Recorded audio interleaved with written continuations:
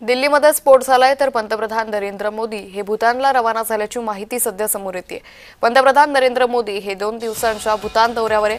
आपल्या नियोजित दौऱ्यासाठी पंतप्रधान नरेंद्र मोदी हे भूतानला रवाना झालेत।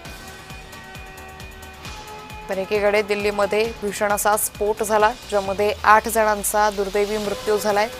मात्र पंतप्रधान नरेंद्र मोदी हे भूतान दौऱ्यावर गेलेत। भूतान दौऱ्यासाठी ते रवाना झाले। यावरून विरोधकांनी मात्र पंतप्रधान नरेंद्र मोदी यांच्यावर निशाणा साधलाय।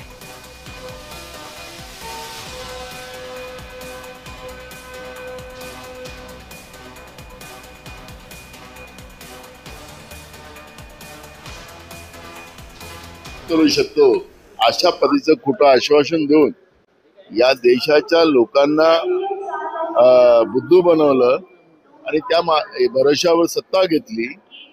मग आता काश्मीर असुरक्षित आहे, दिल्ली असुरक्षित आहे, तर आता कुठं गेले 56 इंचीचा सीना? याच्यामध्ये आम्हाला राजकारण करायचं नाहीये।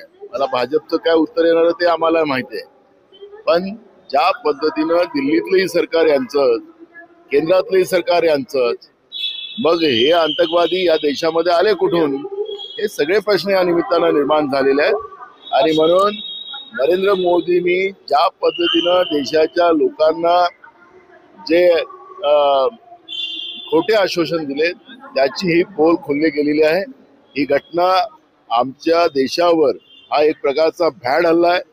या भ्याड हल्ल्याचा आम्ही निषेध करतो। अशा स्थितीत देशाच्या बाजूने उभं राहणं गरजेचं आहे। राजकारण करणं कितपत योग्य आहे? राजकारण करायला बाकी सगळे दिवस आहे। मला वाटलं तुम्ही हा प्रश्न विचारणार, पण हे घटना एक नाही, पुलवामातली घटना झाली, पहलगामची घटना झाली, त्याच्यात आम्ही पूर्ण सरकारच्या सोबत होतो। पण ज्या पद्धतीनं सरकारने पहलगामच्या घटनेमध्ये राजकारण केलं, ज्या पद्धतीनं ऑपरेशन सिंदूरच्या नावाने देशाच्या लोकांना पाकिस्तानशी आता पाकिस्तानकडे डोळे उठून बघणार नाही अशा पद्धतीचं जे भूमिका मांडलेली होती ते कुठं गेली? आणि म्हणून हे देशाच्या सुरक्षेचा प्रश्न आहे।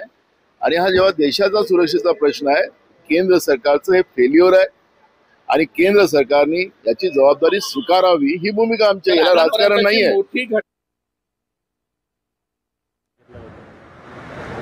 ये बहुत ही दुर्भाग्यपूर्ण घटना है।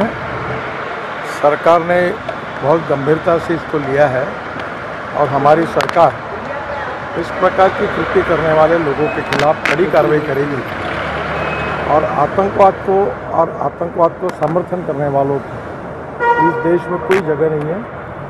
निश्चित रूप से सब लोगों ने उनका धिक्कार करना चाहिए और निरपराध लोगों की एक प्रकार से जो मृत्यु हुई है मैं उनको श्रद्धांजलि अर्पित करता हूँ और निश्चित रूप से जो दोषी होंगे उनके ऊपर कड़ी कार्रवाई। आज बैठक बोलवण्यात आलेली आहे कॅबिनेटची। Thank you sir. Thank you sir.